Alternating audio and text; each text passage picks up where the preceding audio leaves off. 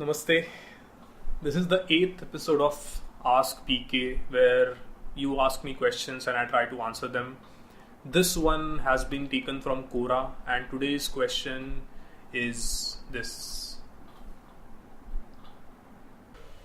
how do I overcome anger? Okay, now anger. So anger is a very commonly faced issue by what am I saying? Anger is one of the most commonly faced issues, right? It's one of the more overwhelming emotions that we face. All of us face it. Some of us more than the others. Now, how do you deal with it? Like, how do you overcome anger? That is the question. I think there's a fundamental flaw in the question itself. A lot of times we feel the need to correct an emotion, right? So by the way, whatever I'm going to say holds true for all the emotions, all the afflictive emotions, all the emotions which cause us a lot of harm. This is true for all of them, okay?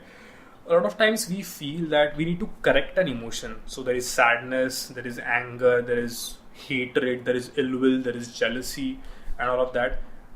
Whenever we get that emotion, we feel as if we are doing something wrong. And if you just try observing your mind at that point of time, it is trying to push away the emotion. Just try to observe it. It's not comfortable with the emotion. It is always trying to get to a better stage. Yeah. So I don't like this emotion.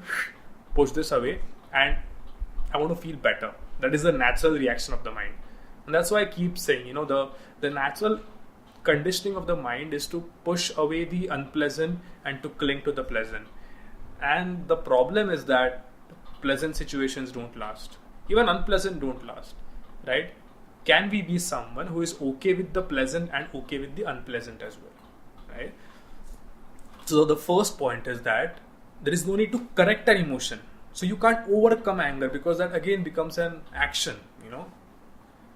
We as human beings will experience a wide spectrum of emotions. We'll experience a few positive or pleasant ones. We'll experience some unpleasant ones. So there is no need to correct.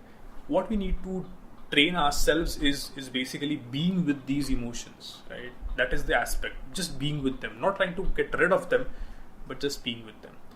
So there's a fundamental flaw in the question itself.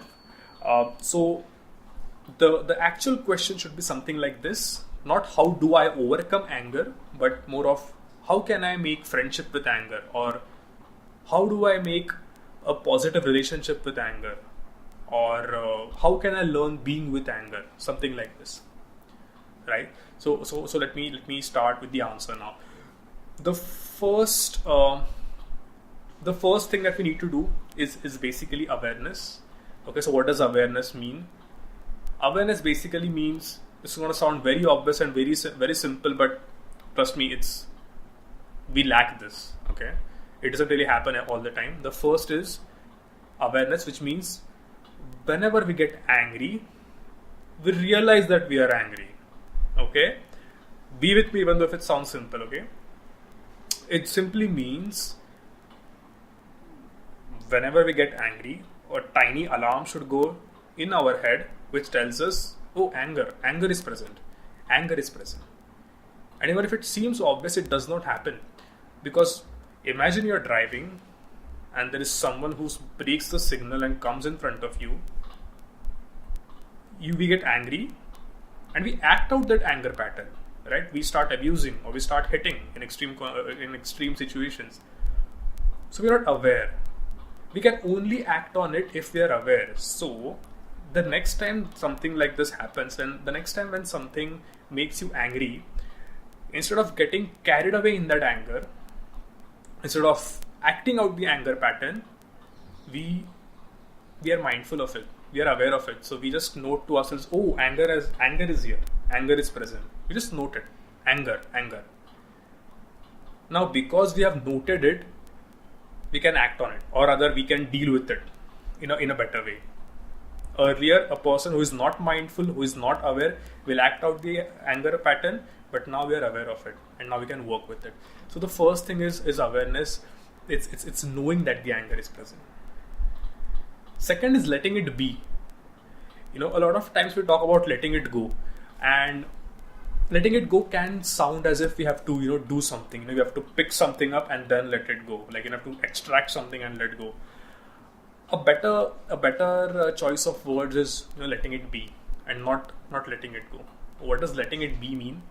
Letting it be means we don't try to correct the emotion. We are just simply surrendering to the emotion. That anger is there, right? So we are not acting out the anger pattern. We are not, we're not acting on it. So we are not abusing the person. We are not putting the blame on the person. We are not even suppressing anger, because if we suppress, that anger comes out later. There's a third middle approach possible. We don't cling, we don't suppress. We simply are aware of it. So the second point is letting it be. So what does letting it be mean? It means that we let the anger be. We don't try to correct it. We just try to observe it. We just try to feel it. We just try to be aware of it. So what does anger feel like? Where is it present in the body? What kind of sensations is it creating in the body? Okay. We are not lost in the story, So every time you get angry, so I'll stick to the same example of driving. The story is that this happens to me every time. Every time I'm driving, I'm innocent and someone else comes in between and spoils my mood. This is the story. But we have to cut the story short. And we just have to be with the experience. The mind will start chattering. The mind will get busy in putting the blame on someone else. But what we have to do is be with the actual emotion, or be with the actual experience of anger. There's a difference between the two. So one way in which you can experience or explore this difference is by noting. The next time you get angry, just note anger, and just be with the experience of, anger. What does it feel like? The mind will again start generating stories. It was his fault, he came in between. No, back to anger and being with the experience. What happens with this is that we stop, when we generate stories, we are justifying anger, which is not good. So we are, in this case, we are just being with the experience, being with the emotion. And when we are with the emotion passes. The emotion actually wants to pass through us. Right? We are just not allowing it to do so. We either cling to it or we push it away. But now we are allowing it to pass through us by just being with it. We don't have to correct it. Just be with the experience and note anger. That is it. So that is the letting it be part. And the last part is being kind to yourself. And now why do I say this? Because even though in theory this is the practice, when we start doing it practically, we know that experiencing these emotions can be overwhelming. It's not easy always, because the conditioning is so deep that it's not easy to be with these overwhelming emotions. So you have to learn being kind to yourself. It's like you have to be your own mother. Okay, I just heard of a meditation teacher who used to see if one of his students is getting really restless. He used to go and just put a hand on his shoulder and say that, hey, it's okay to feel this. So you have to have that kindness aspect towards yourself, that okay, anger is there, be easy, just be kind to yourself. Okay, it's okay. Just like a mother takes care of a child, you have to take care of yourself. It's okay. That's the third point. These are 3 working points with which you can work with anger.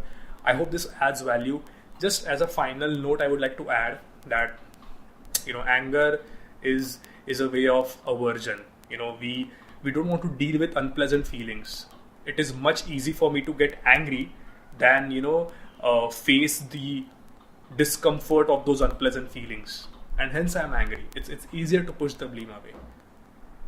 Okay, so anger is that's ego's job, right? The ego's job is to always make you the right person. That is where anger comes, because it's pushing away the unpleasant feelings. So be mindful, and I hope this helps. And yeah, do ask me questions. I'll try to answer them, and I hope this video adds you some value. Thanks. Bye.